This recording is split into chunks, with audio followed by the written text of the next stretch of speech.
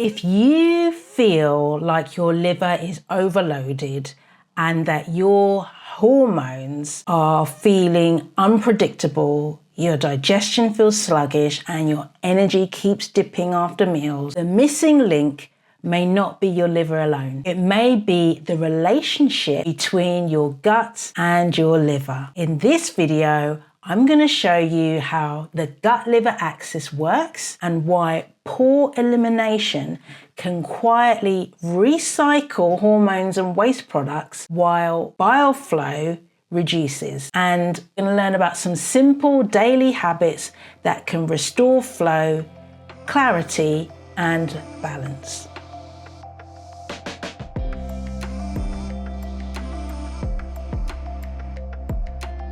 Your liver can't detox without the gut. So what you're seeing right now is not just a liver problem, it's a flow problem. Because once the liver processes waste, hormones, and other metabolic byproducts, those compounds still need to leave the body. And that heavily depends on digestion. However, most people think that the liver is all about the liver carrying out processes, and those processes are detoxing. But that's only half the story. Processing is not the same as elimination. But if bile flow is sluggish, fiber intake is low, and bowel movements are irregular, or even your gut microbiome is out of balance, what is supposed to leave the body doesn't, and it stays in the system longer than it should. And in some cases, it can be reabsorbed by the body. This is why some people support the liver and still feel bloated and sluggish and hormonally off. They are supporting processing, but they're not supporting elimination. This channel is for people who want to support their body intelligently and gently without fear and force or the overwhelm. So today we're going deeper into one of the most overlooked systems in holistic health, the gut-liver axis. What is the gut-liver axis? Well, this axis is the communication system between your digestive tract, your microbiome, bile system, and your liver. These organs are not working separately or independently. They are in the conversation too, and they need to communicate to each other. One of the key reasons is the portal vein. The portal vein carries nutrient-rich blood from the digestive system directly to the liver, and this means the liver is constantly receiving information from the gut, such as nutrients, microbial byproducts, inflammation signals, hormone metabolites, food compounds. Everything from digestion passes through this relationship. So if the gut is calm, regular, and well supported, the liver receives a cleaner signal. But if digestion is sluggish, the gut barrier is irritated, and the microbiome is out of balance, the liver receives more work to do. This is why liver health is never just about the liver. It is also about what the liver is receiving and what the gut is able to eliminate. Detox is not complete until elimination happens. This is the part that most detox conversations miss. Detoxification is not just when the liver processes something. Detox is finished when it removes it from the body. The liver modifies and packages compounds, but after that, the body still needs the route of elimination.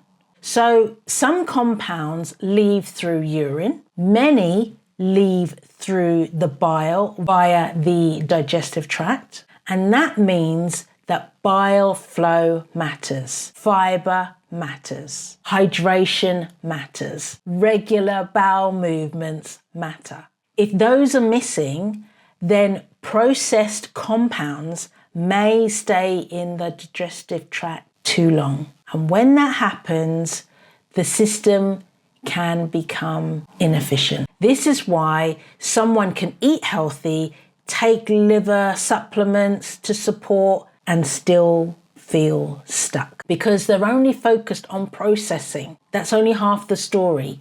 Elimination must follow. The goal is not to force detox. The goal is to restore flow.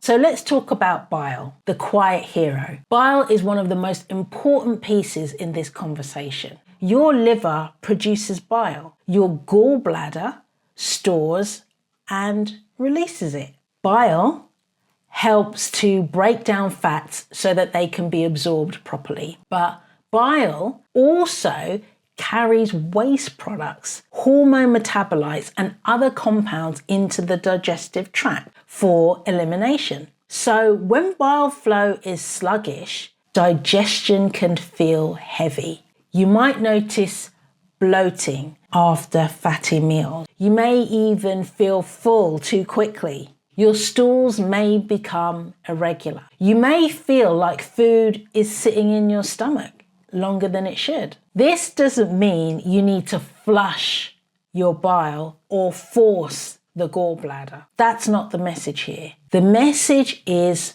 flow that is supported through rhythm. You do this via hydration, regular meals, eating bitter greens, increasing your fiber, and moving your body. Also, adding healthy fats in a balanced amount is great. And don't forget, keeping the body consistent with sleep. There's no need to shock the body. It only needs the right conditions that allow for movement, rhythm, and flow. Now, let's talk about the hormone connection. This is where part 2 directly connects to this part 4. In part 2, we talked about the liver processes, the hormones like estrogen, but the liver doesn't work alone. After estrogen is processed, it is actually sent into the bile and moved into the digestive tract. That is where elimination should happen. However, if bowel movements are infrequent, fiber is low, or the microbiome is imbalanced, estrogen metabolites can be reactivated and reabsorbed. This process is part of what people refer to when they talk about enterohepatic recirculation. In simple terms, it means your body worked to clear something, but the gut allowed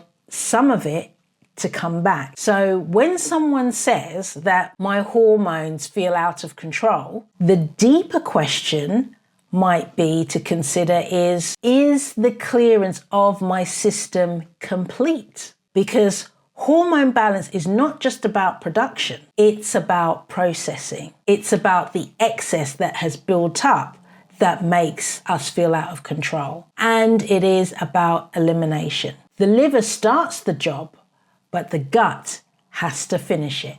So let's talk about the microbiome and the liver load. Your gut and microbiome helps shape the environment your liver has to manage. A balanced microbiome supports digestion, nutrient breakdown, immune regulation, and elimination. But when the microbiome is disrupted, the gut can produce more inflammatory signals, gas, bloating, metabolic byproducts.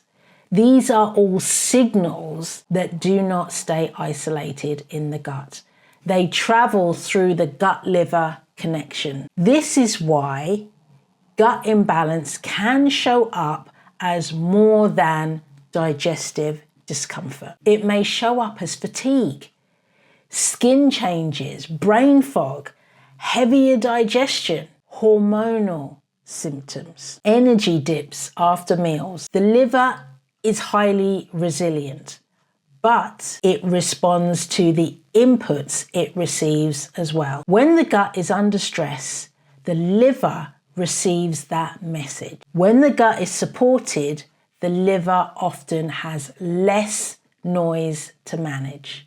What if your energy drops after meals? Let's make this practical because you may be dealing with that. If you feel tired after eating, the issue may not simply be the meal itself. It may be the workload created by digestion, blood sugar regulation, bile release, and liver processing. After a meal, the body must break down the food.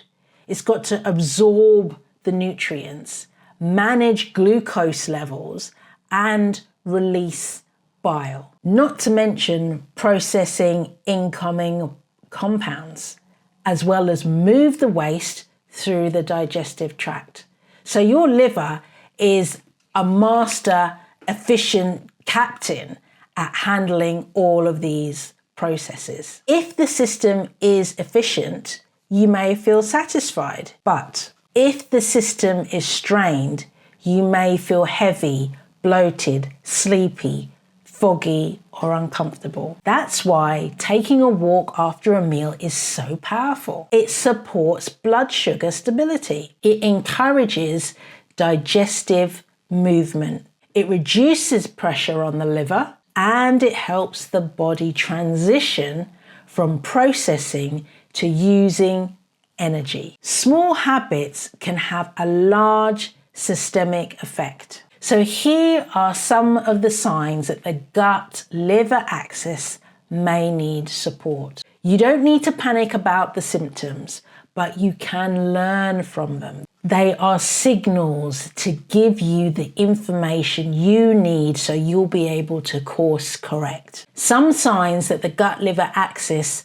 may need support include bloating, constipation, sluggish digestion, irregular stools, brain fog, skin changes, hormonal symptoms that keep returning, and energy dips after meals. You may even find that you're sensitive to certain rich or fatty foods and feel quite heavy after eating. These signs do not automatically mean that something is seriously wrong. They mean that the system may need more support. It's a signal for you to course correct. So you could add more water, more fiber, more movement, and more consistency. The point is not fear, it's about awareness. And if you are aware, you can make these necessary changes so that your body feels supported. So, what actually helps? Start with the foundations. Hydrate consistently. Bile and bowel movements both need fluids. So this is a really good start to make sure that you're taking in enough hydration. Increase fiber gradually because fiber binds to help move waste products through the digestive tract. You also need to eat cruciferous vegetables, broccoli, cabbage, kale, rocket, cauliflower, Brussels sprouts. They all support healthy elimination and hormone metabolism. Don't forget to include bitter greens. They can support digestive readiness. And a good thing to do is have a little walk after your meal. This will support your blood sugar and will help with metabolic rhythm. Why not do something really, really practical to help yourself and your liver by eating and chewing slowly? You know, digestion actually starts in the mouth. That is the first link in the entire chain. Digestion begins before it reaches the stomach. So support it by giving yourself time to eat your meals slowly and chew effectively. The digestive system responds to rhythm. When you get morning sunlight, you set the circadian rhythm, and timing influences digestion and signals hormones and energy regulation. When you prioritize sleep, you help to repair and regulate the best time when the body needs time to recover and handle its processes at night. None of this is dramatic. The truth is, it strengthens the body. The body responds best to what we give it and when we repeat it. Why not have a reset experiment with your gut and liver? Here's something you can do for the next 7 days. It's not a detox.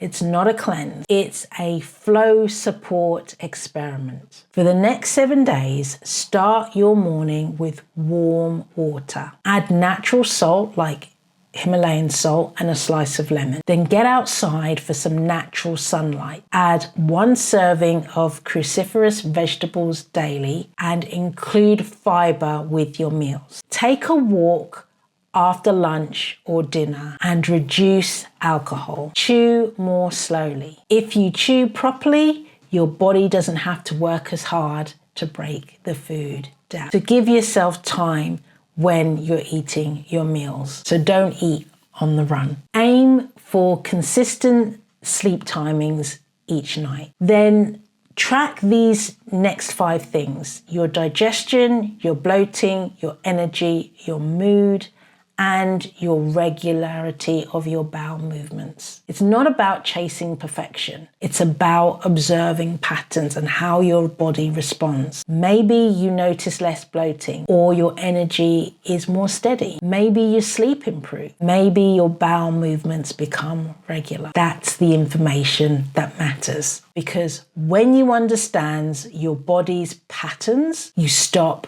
guessing. And when you stop guessing, your support becomes awareness with intelligence. If you want to support your liver, do not focus on what the liver does. Support the system that helps it to do its job. The gut and the liver work together. Processing matters. Elimination matters. Flow matters. And when that flow improves, balance often follows. If you found real value from the information in this video, why not check out the links in the description so you can have a deeper dive into the topics discussed. Until next time, stay well and stay healthy, because health is wealth.